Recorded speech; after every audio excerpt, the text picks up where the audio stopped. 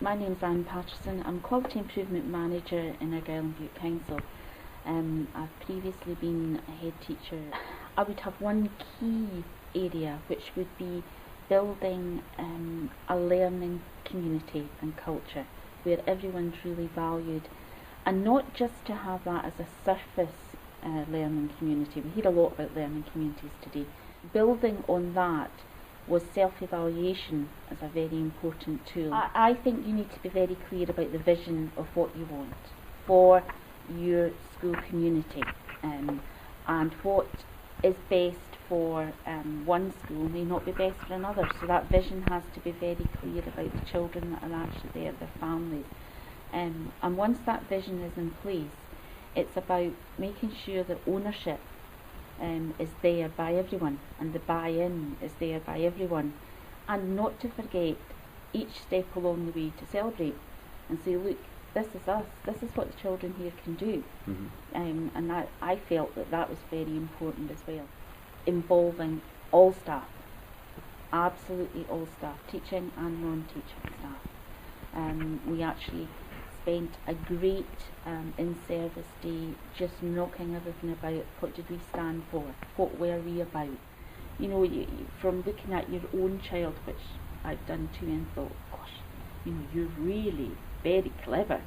And then looking wider and saying, well, yes, you are very clever, but you still could achieve more. And I think that's what we want for all the children, is that good isn't good enough. We've got to keep on making sure there's that aspiration, but it must be balanced along the way. I've already said about celebration. You know, so when you do go up a rung or you move, you've achieved something, let's celebrate that. You know, and we did a lot of celebration through assemblies. We also built up at the end of term a great big celebration for those people who had worked hard. Parents are keen, very keen to help their own children, but you know, that's sometimes where we fall down as educationalists, in that our communication isn't as clear. You know, we can do a lot of communicating of strategy and policy and everything else, but actually saying very directly, you know, if you could help Jimmy do his reading tonight and tomorrow night, that would be great. You know, absolute practical things. And again, it was back to relationship building, so that I could build a relationship with the parents who could come and say to me, what can I do? And you weren't giving them a whole big plethora of different things, but short, sharp things, and working on those.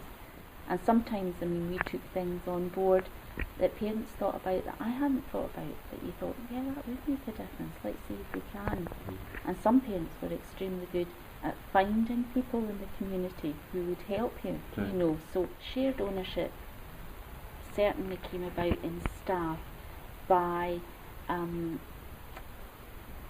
distributed leadership, and seeing, you know, looking at staff who had skills, who were actually far more skilled than I was in certain areas. I don't just mean in teaching staff as well. The janitor, for example, was a key member in a lot of the outdoor learning activities, and he became involved in that. The outdoor learning that we did as well was another vehicle for community ownership to come in and be part of that.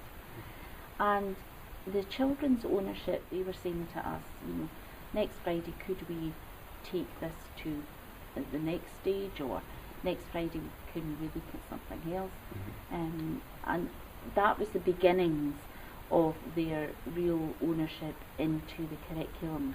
And I think that's often an area that in schools there's lots of ownership in around what colour you want to paint the toilets and things like that, but the real ownership of getting in and around curriculum development about what they're actually learning